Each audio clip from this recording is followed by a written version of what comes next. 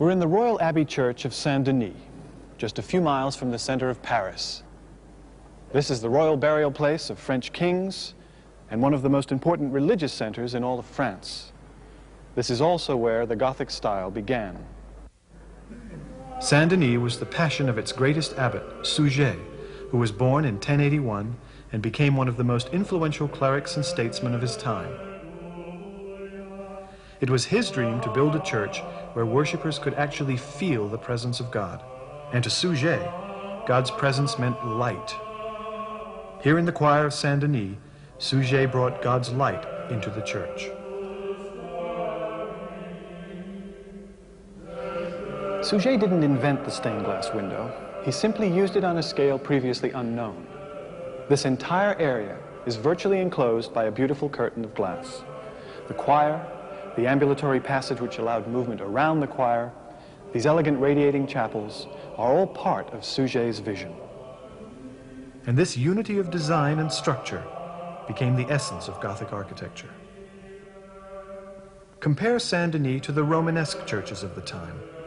We see heavy, castle-like structures with small windows and massive walls. Next to these buildings, Suger's church, with its delicate, light, glass-filled walls, must have seemed a miracle. For as Pierre asked, how could such a building be supported by walls of glass? Well, the answer is, it couldn't. What traditionally supports a roof and ceiling are walls. In the earliest churches, these walls gradually evolved into a series of arches and load-bearing columns called piers. As wooden ceilings were replaced by more permanent, fireproof, and significantly heavier stone ceilings called vaults, the walls had to be thicker to support the increased weight and resist the outward thrust. The windows remained quite small. In later buildings, the downward weight and outward thrust of the vaulting was concentrated at a number of specific points. By making the arches wider and the piers heavier, more of the wall space could be opened up for windows. As church buildings grew taller and closer to the heavens, the weight of the vaulting inside and the force of the wind outside increased. At some point, the piers would have become so huge that the space between them would have become virtually unusable. So, to reduce the size of the main piers and to effectively resist the force of the wind, additional support, placed out of the interior space, was needed. The result was a row of buttresses, connected to the high walls by stone arms, called flying buttresses. We're up among the flying buttresses at Amiens, one of the tallest cathedrals in the world. The thrust of the interior vaulting pushes against the wall high above each of the main piers. It then passes through the wall, travels across the flying buttress, and is channeled through the main buttress into the foundations below. The result of this is a wide, unobstructed aisle below me and this magnificent wall of glass behind me. Initially, Gothic builders weren't entirely sure about their new breakthrough. Chartres, one of the first of the giant cathedrals, was begun in 1194. It has massive buttresses, each weighing over 2 million pounds.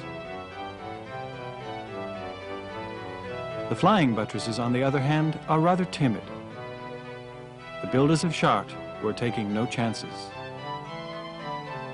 At Bourges, built almost as early as Chartres, we see long, delicate flying buttresses that much more gracefully support a building of comparable size.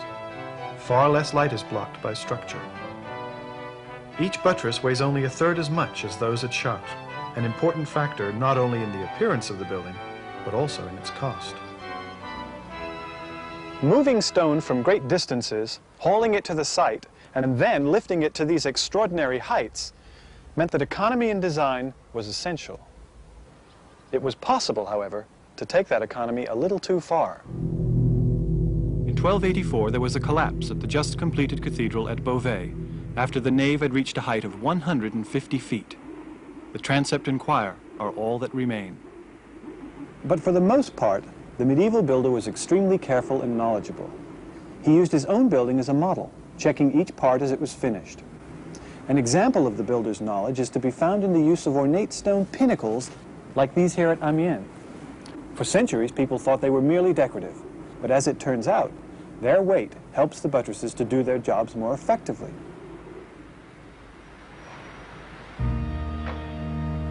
The cathedral was meant to be a physical representation of the divine order of things, a microcosm of a universe fashioned by God, the ultimate master builder.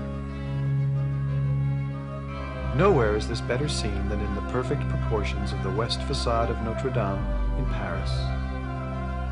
In all its magnificence, Notre Dame was a fitting symbol for an influential and flourishing city, the intellectual center of the medieval world. The order and imposing presence of this building also echoed the harmony and stability which in the 12th century began to spread throughout the entire country. By the 13th century, the alliance of a powerful monarchy, working hand in glove with an equally powerful clergy, had helped to bring peace, prosperity, and learning to all of France. Notre Dame came to symbolize an entire age.